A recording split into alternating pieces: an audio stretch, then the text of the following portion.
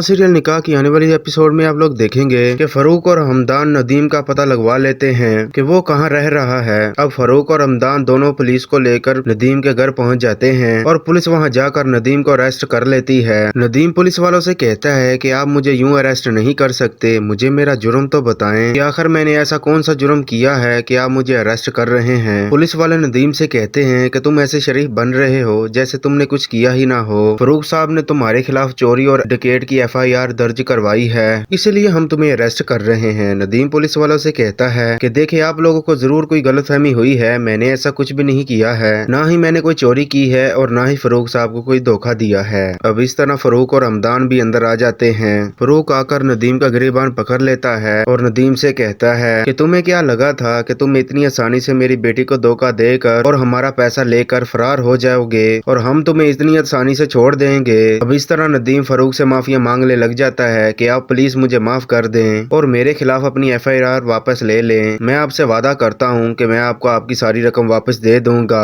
फरूक नदीम से कहता है कि तुम्हें क्या लगता है कि मुझे सिर्फ अपने पैसों की फिक्र है? मुझे उन पैसों की फिक्र नहीं है, क्योंकि मेरे लिए वो रकम इतनी बड़ी नहीं है कि मैं उसके लिए फिक्रमंद हूँ। मुझे अगर फिक्र है तो सिर्फ युसरा की, जिसको तुमने धोखा देकर अच्छा नहीं किया। मैंने अपनी बेटी को बहुत नाजों में पाला है और जो कुछ तुमने उसके साथ किया है मैं इसके लिए कभी तुम्हें माफ नहीं करूंगा। अब फरूक पुलिस वालों से कहता है कि इंस्पेक्टर साहब और इसे थाने ले जाकर अपनी तफ्तीश मुकम्मल करें। अब इस तरह पुलिस नदीम को पकड़कर थाने ले जाती है और वहां उसे सब कुछ सच उगलवा लेती है कि उसने ये सब कुछ क्यों और किसके कहने पर किया है। अब इस तरह फरूक को पुलिस वाले थाने बुलवाते हैं और नदीम को पकड़कर उसके सामने ले जाते हैं। अब यहाँ पर नदीम सब कुछ कबूल कर लेता है कि उसने रायना के साथ मिलकर ये सब कुछ प्लानिंग के तहत किया है और इस सब में रायना ने ना उसका साथ दिया है, बल्कि ये सब कुछ करने का मशवरा भी उसे रायना ने ही दिया था।